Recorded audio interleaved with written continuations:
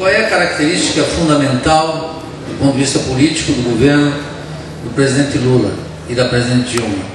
É uma só: jamais convocar o povo para uma luta. Essa é a questão essencial. Essa é a característica, eu diria, mais nociva. O que caracteriza um governo popular é que ele convoca o povo para transformações. Todos vocês são educados, por exemplo, em ignorar a figura do João Goulart, um extraordinário presidente brasileiro, um gigante, a meu juízo, na história do Brasil recente, o presidente mais importante que o Brasil já teve. Por que o João Goulart foi derrubado por uma ditadura de 21 anos? Porque ele ensaiou um movimento de reformas, reforma agrária, reforma bancária, reforma da remessa de lucros, etc., com participação popular. O povo aprende na luta. Ou vocês acham que um bocó do economista formado numa pós-graduação nossa, pior ainda, vindo de Harvard ou de Stanford, vai fazer uma transformação aqui? Vocês acham que é uma questão técnica? Só na cabeça de economista ignorante. Só na cabeça de economista ignorante, professorzinho universitário. As transformações são feitas pelos povos em movimento. Foi assim na Rússia, foi assim nos Estados Unidos, foi assim na Alemanha, foi assim na China, é assim em todas as partes. O povo na Venezuela, obviamente, na Bolívia, no Equador, todas as transformações sociais é povo em movimento. Se o governo não convoca o povo para as grandes participações, para as grandes lutas em favor das maiorias, ele expressa a sua natureza conservadora. Não importa que ele tenha a Bolsa Família e o Cardoso não tenha. O futuro do Brasil não se define na comparação entre Lula e Cardoso. Isso é uma comparação muito cômoda. É quase comparar que o capitalismo é melhor comparado com a Idade Média. É muito cômodo ser liberal, dizia Marx no Capital, à custa da Idade Média. Olha, eu te devolvo para a Idade Média. Não, então eu topo o capitalismo. Eu te devolvo para a FHC e Serra. Não, então Lula tá bom. Isso, sinto muito, meus caros. Está na hora de começar a pensar. Então a característica fundamental de Lula e Dilma é não convocar o povo. Qual é a questão? A Dilma ainda é pior do que o Lula. Por quê? Porque quando apareceu no Brasil de forma organizada e com uma boa dose de espontânea esse movimento de massa, que colocou pelo menos, segundo a polícia, 300 mil pessoas no Rio de Janeiro, 200 mil em São Paulo, milhares no Brasil inteiro, milhões somaram tudo, durante vários dias nesse protesto, qual era a questão que estava em jogo? A presidente Dilma, para livrar-se do Congresso Nacional, para ganhar margem de autonomia, devia encabeçar o movimento de mudança, se identificar com as massas. O que os partidos que estão na base do governo, inclusive o PT e o PCdoB, fizeram alguns dias depois, dizendo, mas essa é a nossa pauta, depois de tremer durante 3 dias, não saber o que fazer, estavam embaixo da cama, todos eles estavam atônitos. Então qual era a questão? Por que a Dilma é pior nesse sentido? Porque durante o governo da Dilma apareceu um movimento de massas pedindo mudança, e era ela a óssea da presidente dizer assim, a massa tem razão, e o Congresso tem que aprovar as reformas que eu estou querendo. Quais? Outras reformas, não a pauta que ela está fazendo. Aí colocar reforma. Quero dizer que que quero uma revolução social, também não adianta querer. As revoluções sociais se apresentam na cena histórica. Eu sou a favor de todas as reformas. Reforma, não Bolsa Família. Reforma, não cotas. Reforma, estou falando de reforma. Reforma agrária, de cima e embaixo. Percebe como é que é? Reforma da remessa de lucros. As grandes reformas que nós precisamos. Não privatização de portos, aeroportos, estradas, etc. Não, isso aí não. Eu estou falando de reforma, não sou contra a reforma, não. E quero dizer, se esse governo fosse reformista, eu apoiaria esse governo, mas não é reformista. É um governo conservador das elites, da classe dominante, com sensibilidade social.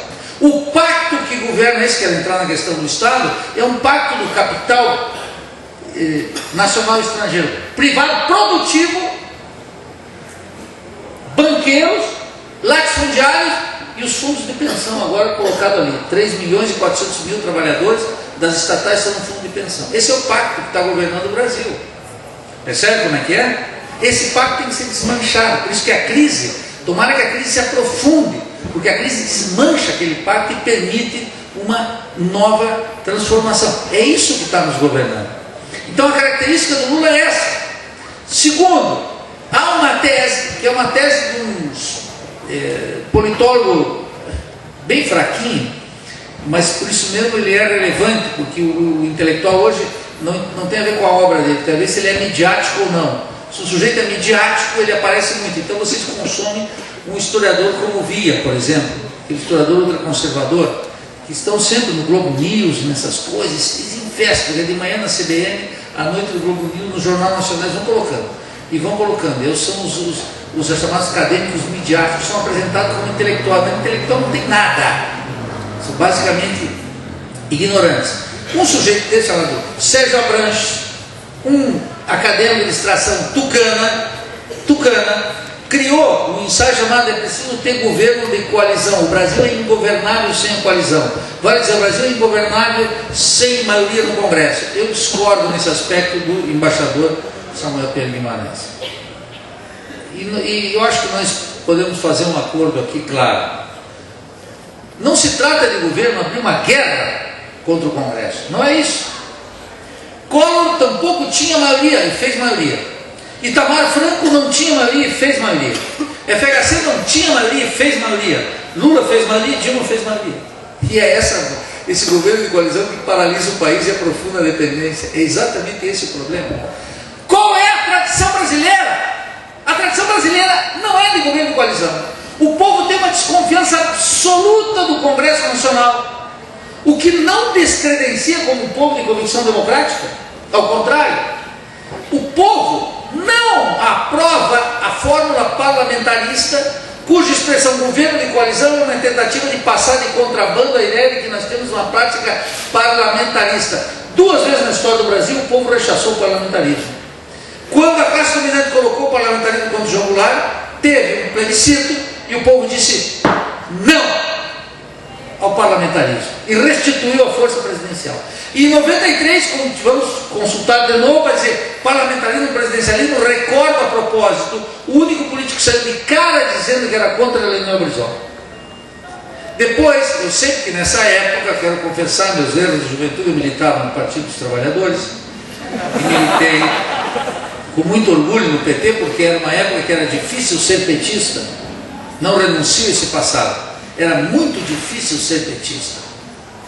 Era muito pior de ser do PSTU e do PCO hoje. Muito pior.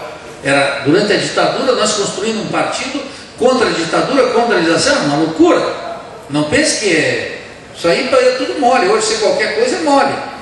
Desasseguro. Bom, e saí no primeiro ano de governo. Quando vi que não ia mudar nada, fui embora. Me desfilei e fui embora. E não abandonei nenhuma luta. E tampouco estou chorando que o Lula está aí. O Lula sempre foi isso que está aí. Sempre. Nunca foi nada diferente.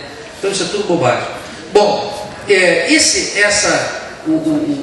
dentro do PT, por exemplo, quando saiu a campanha parlamentarista, tinha um monte de gente seduzido pelo parlamentarismo. Porque o pessoal é muito bocó, o pessoal quer ser europeu. O pessoal quer ser europeu. Quer ser como eles.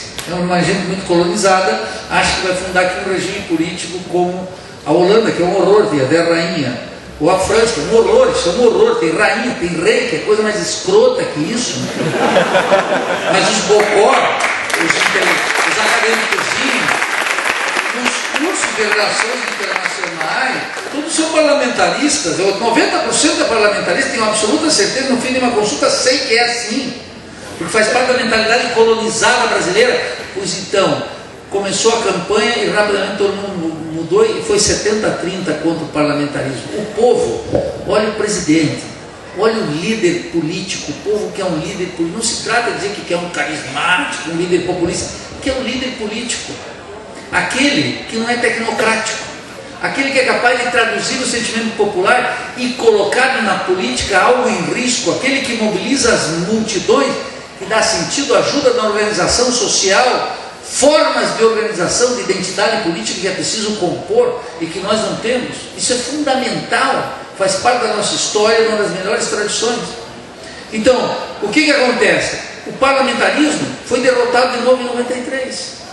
Todo mundo fica olhando o presidente. Portanto, essa história de governo de coalizão que tem que ter maioria do Congresso, quando apareceu esse movimento, essa tese caiu por terra, porque tinha movimento de massa. Minha discussão com o meu amigo João Pedro Stelle hoje de manhã. Tem movimento de massa e a presidente preferiu o Congresso. Qual foi o esforço do Congresso, da presidente da Rede Globo? Tirar o povo da rua. Tirar o povo da rua. Essa foi a tarefa de todos os partidos. Tremiam como vara verde, não sabiam o que fazer. Não sabiam o que fazer. O grande conselho chegou a tal ponto que o MPL, quando saiu da audiência presidencial com a presidente Dilma e vários de seus ministros, os ministros declararam claramente: nunca tivemos numa reunião com autoridades tão despreparadas para o tema do transporte público. A presidenta nos cobrou: como é que vocês querem transporte grátis? E os meninos responderam: presidenta, não se trata de transporte grátis, não há nada grátis, é tarifa zero. Alguém vai pagar, os ricos têm que pagar. O sujeito que mora, na beira-mar, meus queridos economistazinhos, que valorizam o seu patrimônio com a renda da terra, portanto com os aluguéis, tem que pagar, porque todas as obras da cidade valorizam ele. Quando se faz da ponta do Coral aqui, por exemplo, um baita espaço público, melhora a vida dos burgueses, suas propriedades ali perto, eles valorizam, o Estado valoriza a propriedade deles. Essa gente tem que pagar, não tem que arrancar deles. O governo não quer. O MPL colocou a questão. Você tem que ler isso, mas para ler precisa ter as categorias da economia política, né? E do Marx, da crítica, né? Taxa de lucro, taxa de composição orgânica, renda da terra, precisa ler isso aí com o manual de Blanchard e Pindig não aprende, isso aí é alienation total. Dá uma alienação, dá um péssimo profissional de economia, dá um economista despreparado, aquele economista cretino que pensa que vai se formar adquirindo um conjunto de conhecimentos técnicos. Vai ser um burro, vai ter mercado de trabalho limitado. O sujeito nunca leu Lima Barreto. O Lima Barreto vai entender o conflito urbano como? Vai aprender como? Em que planeta é? Então essa é a característica essencial. Não convocar o povo para as lutas. E nisso se iguala a Fernando Henrique. Qual era a vantagem que nós tínhamos contra o Fernando Henrique? O Fernando Henrique vendeu, por exemplo, a Vale do Rio Doce. Vendeu por 3 bilhões e 300 milhões de dólares. Num ano em que a companhia Vale do Rio Doce faturou 5 bilhões de valor bruto antes de pagar impostos. Fernando Henrique tinha que ser preso.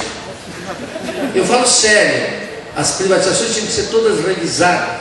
A Vale do Rio Doce, não estou brincando. O que você acha, meu cara? Faz a conta. É vendido por 3 bilhões e 300 milhões num ano que a Vale do Rio Doce faturou 5 bilhões. E vem os cretinos neoclássicos, neoliberais de quinta, mas agora se paga mais imposto. Idiotas, os preços foram lá para cima. É de uma impostura intelectual absoluta. Tem que ser anulado. Nós vimos como tem que ser anulada a reforma da Previdência, porque foi feita com compra de parlamentares. Então, essa é a questão sobre o governo Lula, essa é a questão. E o governo de coalizão não funcionou, porque quando a presidente Dilma, eu quero um plebiscito, foi retórico. Quem foi que disse não? Michel Temer, o vice, disse não dá. Quer dizer, o governo de coalizão não funciona nem para aquilo que era para salvar a presidência do apuro. Quer dizer, joga fora o governo de coalizão e põe o povo contra o Congresso. O Congresso tem que estar sob pressão. O Congresso é da democracia. O Congresso tem que estar com o bafo popular em cima dele. Percebe como é que é? Isso é a democracia. Essa é a questão. Por último, Estado e governo. Tem que fazer a diferenciação. É uma diferenciação da ciência política clássica, a diferenciação, inclusive, do Lenin. Estado é uma coisa, governo é outra. Quem não entender isso? Agora, tem que entender isso não para começar a justificar. Veja, nós chegamos no governo, mas não pegamos o Estado. Tu fala com petista em geral, inclusive o pessoal do PCB também. Eu nem vou falar dos outros, né? Não vou falar dos outros, do Paulo Bernardo, isso aí não vou nem comentar. Estou falando com o pessoal ainda que tem uma certa setores de esquerda do PT, reduzido, do PCdoB. Quer dizer, eu sei que tem Estado e governo, e é por isso mesmo que o tema do poder é fundamental para um economista, estudar o tema do poder, O Estado é um Estado de classe, óbvio. O Samuel já explicitou aqui como é que se forma os Estados nacionais, sob a hegemonia da burguesia, em geral da burguesia industrial, nos países clássicos, etc., a Revolução Inglesa, a Grande Revolução, etc., a Revolução Francesa, que é todo mundo que vê, e as revoluções latino-americanas. Bom, como é que se constitui aqui? É por isso que os governos só podem funcionar porque esse Estado é de classe. Pode colocar um ministro popular lá, e toda a burocracia estatal funciona a serviço da classe dominante. Todos eles estão vendidos para a multinacional. Os nossos economistas que vão trabalhar nas agências regulatórias, alguns são alunos meus, tem vários lá em Brasília, estão todos a serviço do capital. Eles são loucos, eles têm tesão para a multinacional. Tem tesão, fica com tesão. Fica louco. Possibilidade de falar inglês, participar de uma reuniãozinha, ganhar um presentinho no final do ano, uma viagem, que as multinacionais não viajam, né? Se corrompe com pouco, se corrompe com muito pouco, os cretinos se vendem. Ganha uma viagenzinha para um curso, e essas quinquilharias, ele é incapaz, esse economista, de ver, ter medida de grandeza e ver o balanço de pagamento, ver quanto sai, os bilhões, ele não tem noção de riqueza, ele tem uma leve sensação de preço na cabeça, preço, uma coisa, é uma pobreza linda. Então a burocracia estatal está toda comandada, precisa ter uma transformação de baixo para cima, radical. Agora, isso vem só com as revoluções sociais, não adianta eu querer ser voluntário, você tem que estar atento, mas não é porque não tem uma revolução para segunda-feira que eu não tenho que estar pensando esses elementos. Até lá tem muito trabalho para ser feito, o trabalho não só de buscar os partidos mais radicais, mais identificados com a classe trabalhadora, com as causas populares, criar organizações políticas de reflexão e de crítica, apoiar sindicatos, apoiar MST, militar no MPL e criar uma praxis política nova. Não se trata só de criar um partido político. Criar partido político é fácil. Vocês podem entrar no PSOL, no PSTU, que é os que eu recomendo, o PCB e o PCO. Aí, pessoal mais à esquerda. É mais difícil do que entrar num partido, é criar uma praxis política transformadora. É isso que a juventude tem que estar metida. É na praxis política. Em organizações que vocês podem criar, organizações estudantis, MPL, lá militar. O contato com o povo, com a organização popular, com os sindicatos, com as associações de bairro, com isso que tem aí. Percebe? E aí vai ter noção de que a longa luta contra o Estado burguês, contra o Estado capitalista, ela é gratificante, é a única, para não ter ilusão e não ter aquela velha decepção, apoiei esse governo e o governo não fez. Queria o quê? A luta pela transformação social é o quê? Você vai votar dia 15 de novembro, vai mudar o país? Parece aqueles bocó que linha verde. Vamos escolher novos políticos na próxima, políticos bons, só idiota para pensar assim, né? Que vamos escolher novos políticos bons. Vamos escolher um político que não é corrupto. Sabe o que é o corrupto? Termino com isso. É a concepção do mandar obedecendo dos índios de Chiapas. É o poder obediêncial do que fala Evo Morales. Um sujeito é corrupto se ele não manda obedecendo, ele pode não roubar R$1 das finanças públicas, ele não pode estar envolvido em nenhuma privatização. Se ele não exerce o poder em nome da maioria, ele já é um corrupto. Percebe? Por isso que se quer discutir no terreno da moral, tem que entender o que é um poder obediêncial. Poder obediêncial é mando só na medida em que obedeço. Obedeço o quê? O mandato da maioria. Essa é a questão. Quem atua fora disso já é um corrupto.